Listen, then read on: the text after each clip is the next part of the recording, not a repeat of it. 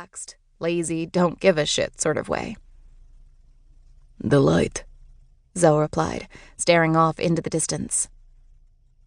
"It's like a tower, with hundreds of windows lit up with candles, but it's too big, too bright. No man could have built something like that." "Now you're getting it, friend." Ilarion grinned. He leaned back against the soft cushions of the carriage bench, his vivid red eyes glowing vibrantly against his black skin.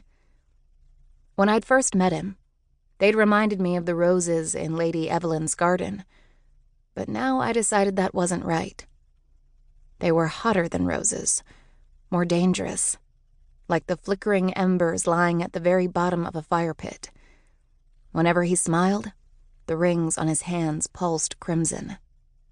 As we rode, when I wasn't chugging brandy wine and burrowing as deeply as I could into Zell's chest, I glanced out the window and tried to get a feeling for the heartlands. The wheat stalks stirred with laborers, shirtless men and boys, sweating in the hot sun and gazing at our carriage in wonder.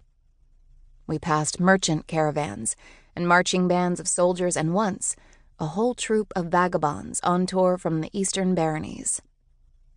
Now and again, I spotted animals in the fields, hulking, bull-like creatures with thick limbs and tiny, shrunken heads, barely bigger than my fist. According to Lyriana, they were pullers, created by the Brotherhood of Low to serve the farmers. I called them ugly-ass cow monsters. On a bridge over a gentle river, we rode by the blackened ruins of a castle, just a few lone pillars of stone standing on a hilltop. "All that's left of the kingdom of Jakar," Ilarion said, with a slightly uncomfortable pride. "My ancestors conquered them 600 years ago." "Oh, nice. Good for them," I replied, and took another sip. For the first 16 years of my life, I'd dreamed daily of leaving the Western Province and seeing the rest of the world, Lightspire and the Heartlands in particular. But I was here now, and it was just so weird. It wasn't that it was different, because I knew it'd be different. I knew the people looked different and dressed different and ate spicy food and took their religion way more seriously. But there were other ways it was different. Ways that I couldn't put my finger on, but felt more profound. Everything here felt older, more rigid, like the way of life had been decided centuries ago and no one had questioned it since. I thought of towering redwoods and black sand beaches and wide, muddy rivers and dancing bands of emerald light. My breath choked in my throat, and I felt such intense homesickness that it took every ounce of willpower I had not to burst into tears. We rode on. For the first half of our journey, Lyriana had seemed the most herself, as if the familiar sights of her home province were lifting her spirits.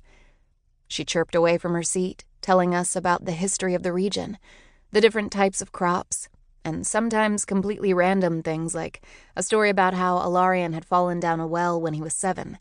He swore he'd climbed down there on a dare. But as we drew closer and closer to Lightspire, her good mood seemed to evaporate. She became quieter, more withdrawn, spending most of the day gazing out the window pensively. Was she nervous? Afraid? More than once, I caught her idly rubbing at the inside of her wrist, at the scarred patch of burned skin where her tattooed sigil used to be. When she'd last left Lightspire, she'd been a sister of Kaya, an order of mages dedicated to helping the people of Volaris. But she'd broken their sacred vow of pacifism and had killed to protect and to avenge. Now she was coming home an apostate, a mage without an order. I figured it would be insensitive to pry, so I decided to keep my questions to myself. I made it about a day. "So, what exactly is an apostate?" I asked as our carriage bumped along a dusty stretch. "Like, what does that actually mean?" Ilarion and Lyriana shared an uneasy glance. "True apostate."